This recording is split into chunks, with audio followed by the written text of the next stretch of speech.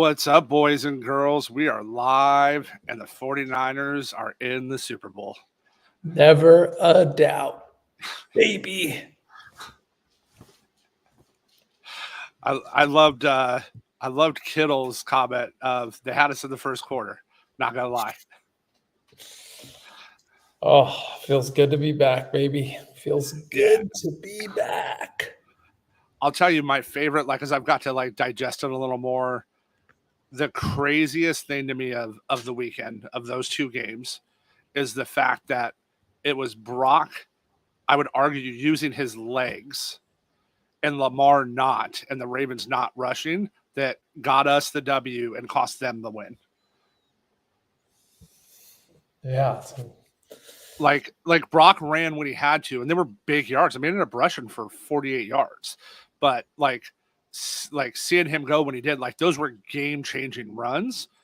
And then Baltimore, who ran at a crazy clip all season, ran 28% of their plays. That's it. They just stopped running the ball. It was that was for me, that's one of the most interesting spots of the weekend. And then I don't know if you just saw Ben Johnson just announced of Detroit that he's not taking the Washington or Seattle job because he wants to come back as OC to Detroit this year. It's kind of what I wanted. Mind you, it didn't pan out, but it's what I wanted from our defensive coordinators. But I would have loved DeMarco to stay. That would have been. Yeah. I would love to have DeMarco. We might be undefeated if we had DeMarco. So I definitely think he's a way better D coordinator than Wilks. But hey, kudos to Wilks. That the way he made the adjustments at half that he needed to, and that play at the end where he covered the cover two we were running and had the backer trail their in motion guys, so they thought it was man, and then he dropped into cover two to that play to end the game. That was really well disguised. That was a well designed defensive scheme. I completely agree. All right. Well, hey, we gave you a couple crazy long moonshots, but Gino's both and I straight bets won. So we were up a unit and a half last show, and we're back. And my moonshots today is from Betalytics, and I just like the math on it. They list the true line to Scotty Barnes' first basket being plus 420. We can get it for plus 550 today. It's got a pretty good hit rate on it. So we're going to give our friends at Betalytics a shout out and go with Scotty Barnes' first basket today at plus 550. Sticking with the Betalytics theme. Wow, they're getting our whole show. They have the St. Louis Blues money line as their best bet of the day at minus 172.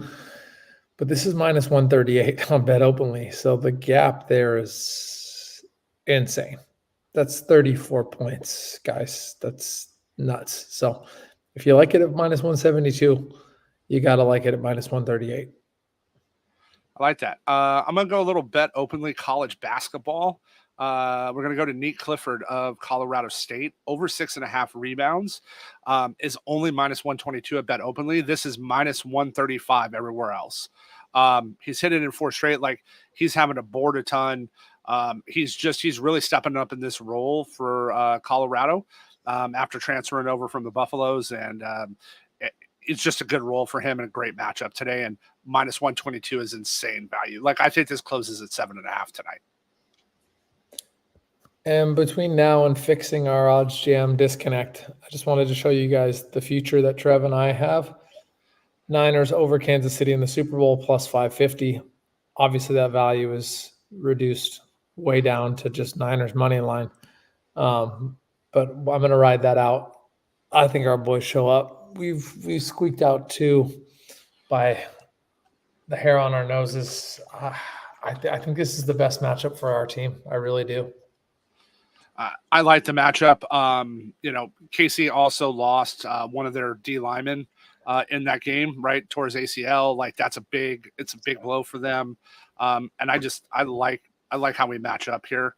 I get Mahomes, right? Everybody doubts we continues to get it done, but one of the things I've seen so far, right, is everybody saying all this money is on KC, but they're not moving the line, right? So the books are doing it, and they just took, I saw right before we came on, one of the books just took their first $1 million bet, and it was on San Francisco money line at -120, and the lines didn't move.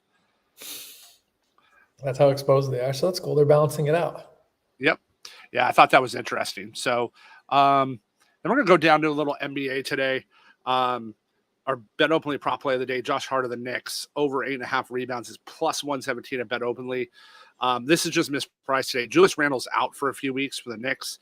And in this matchup tonight, Hart's going to start. We model him close to 10, and to get this for plus money, it's great. We have the true line at -101.